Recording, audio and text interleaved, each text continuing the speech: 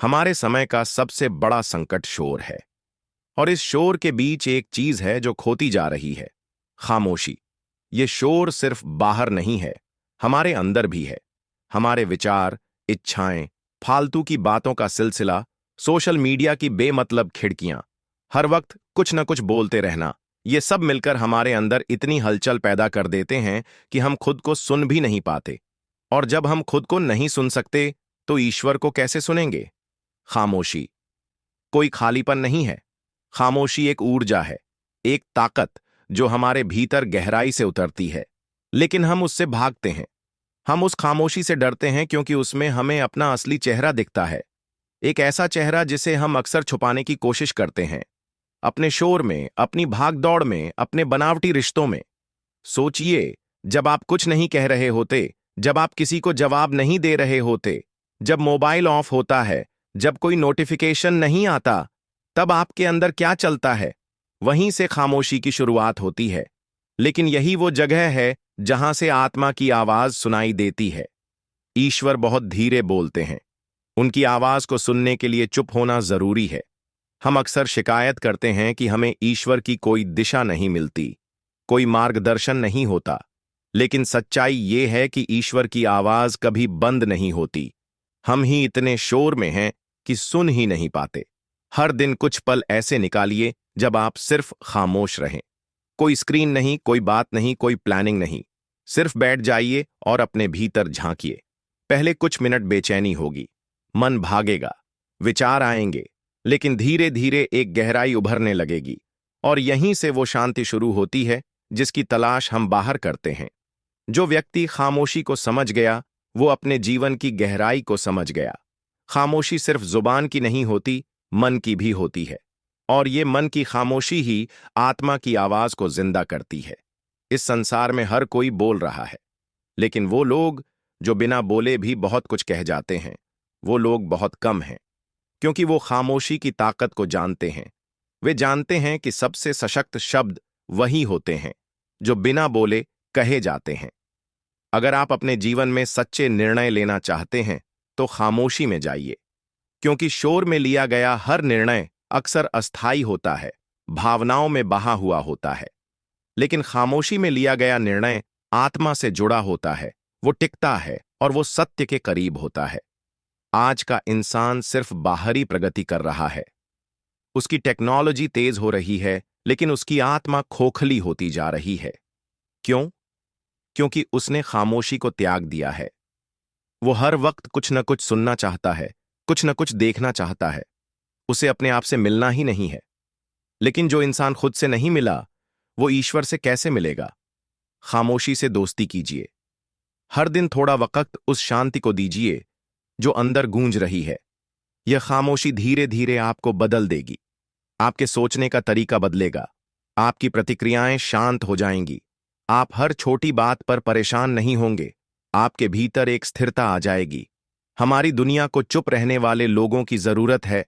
ऐसे लोग जो कम बोलते हैं लेकिन जब बोलते हैं तो दिल से बोलते हैं।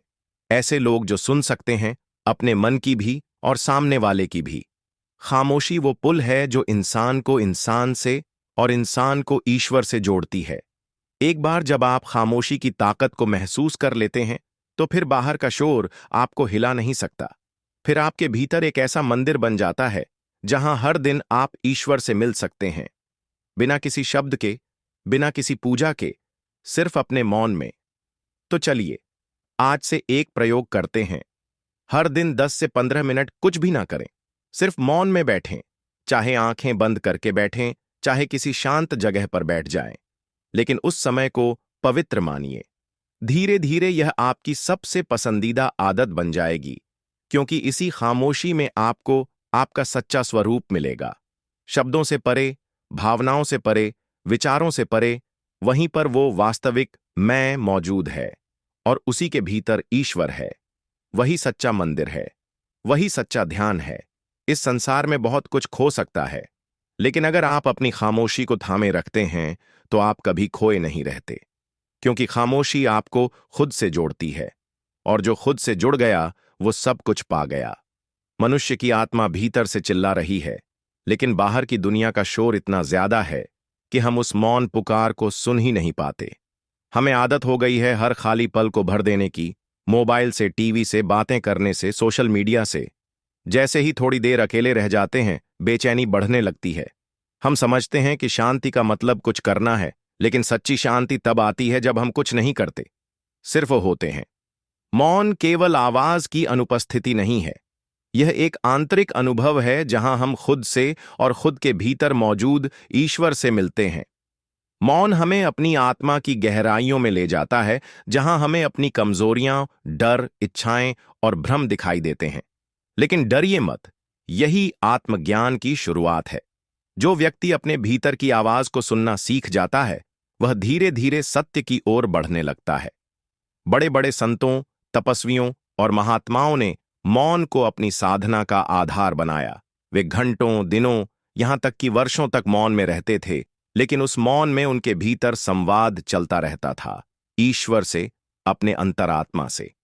यह संवाद शब्दों से परे होता है। यह मौन ईश्वर का निवास स्थान बन जाता है। जब हम शांति से बैठते हैं, सांसों की आवाज सुनते हैं, अपने दिल की धड़कन महसूस करते हैं, तो ऐसा लगता है जैसे परमात्मा धीरे धीरे हमारे पास आ रहा हो। लेकिन मौन केवल अकेले में बैठकर साधना करने से नहीं आता। मौन को जीवन के हर क्षण में जीने की आवश्यकता होती है। जब हम किसी से बात करते हैं, तो क्या हम सुन रहे हैं या बस जवाब देने का इंतजार कर रहे हैं? क्या हम भोजन करते समय सच में उस भोजन का स्वाद ले रहे हैं या किसी और बात में खोए हुए हैं? क्या हम सुबह उठते समय सूरज की किरणों को महसूस करते हैं या बस जल्दबाजी में दिन शुरू कर देते हैं? जीवन के हर क्षण में अगर हम सच में उपस्थित हों, अपने शरीर, मन और आत्मा के साथ, तो वही मौन है। और यही मौन हमें गहराई देता है। हमारी आत्मा बहुत नाजुक होती है और वह शोर में खो जाती है, लेकिन मौन में वह खिलती है। आज की दुनिया में मौन को दुर्बलता समझा जाता है, लेकिन सच तो यह है कि मौन एक महान शक्ति है। यह निर्णय लेने में सहायता करता है, संबंधों को गहरा बनाता है और जीवन में स्पष्टता लाता है। जब कोई व्यक्ति चुप रहना सीखता है, तो वह हर बात का उत्तर ढूंढना बंद कर देता है। वह सवालों को जीना शुरू कर देता है, और यही जीवन का रहस्य है। हर चीज का उत्तर हमें अभी नहीं मिलना चाहिए। कुछ उत्तर मौन के गर्भ में ही पकते हैं। जब हम बार बार चुप रहते हैं, ध्यान करते हैं, तो हमें अनुभव होता है कि शब्द अक्सर झूठ बोलते हैं, लेकिन मौन कभी नहीं।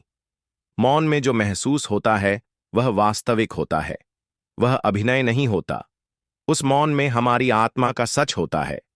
इसीलिए जो व्यक्ति मौन से प्रेम करना सीख जाता है, वह झूठ से दूर हो जाता है। वह दिखावे से ऊपर उठ जाता है।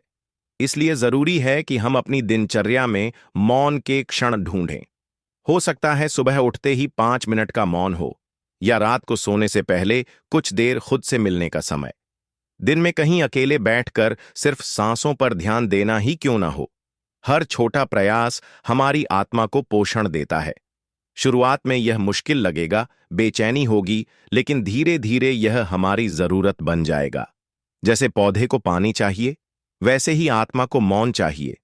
और जब ये मौन गहराता है, तो जीवन बदलने लगता है। हमारी सोच साफ होती है, हमारे फैसले परिपक्व होते हैं, हम दूसरों को समझना शुरू करते हैं, संबंधों में मतभेद कम होते हैं, हम गुस्से की जगह करुणा से प्रतिक्रिया देने लगते हैं। हम सीखते हैं कि हर बात का जवाब देना जरूरी नहीं, कभी कभी चुप रह जाना ही सबसे बड़ी समझदारी होती है।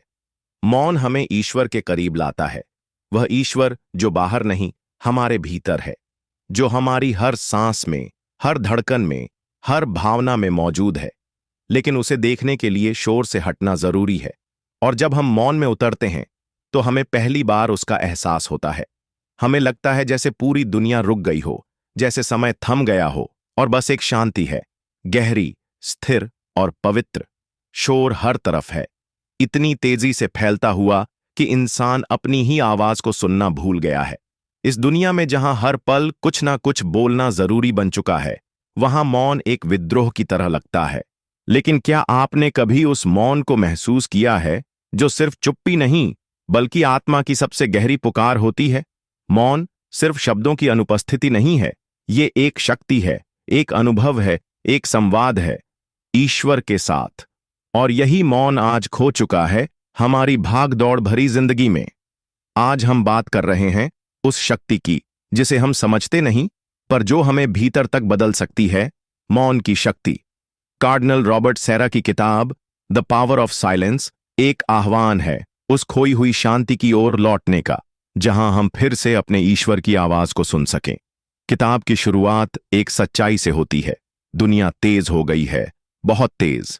सोशल मीडिया, न्यूज, बातचीत, मीटिंग्स, शोर शराबा, हर कोई कुछ कह रहा है, कोई भी सुन नहीं रहा। इंसान अब खुद से भी दूर हो गया है।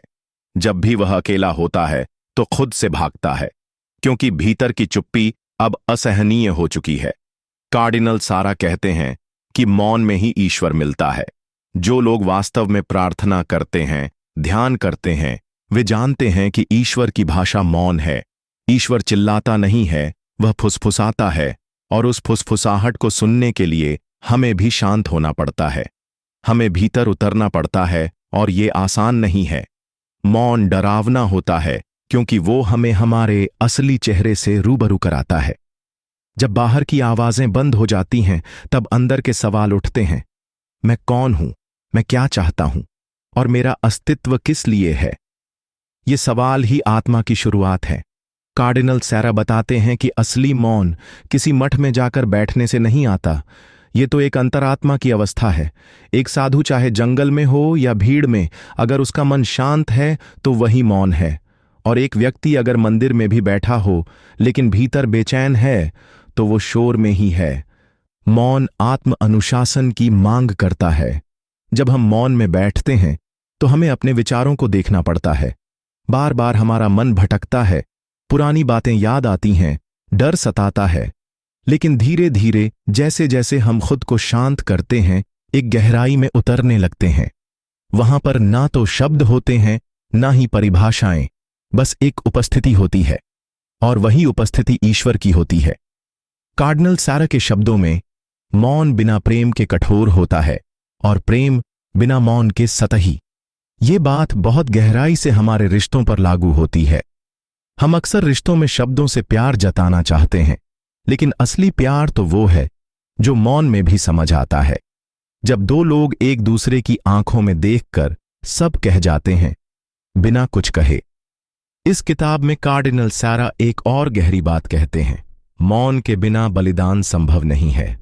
आज का इंसान हर चीज का मूल्य पूछता है, हर काम का बदला चाहता है, लेकिन मौन हमें सिखाता है कि कुछ बातें सिर्फ इसलिए करनी चाहिए क्योंकि वे सही हैं।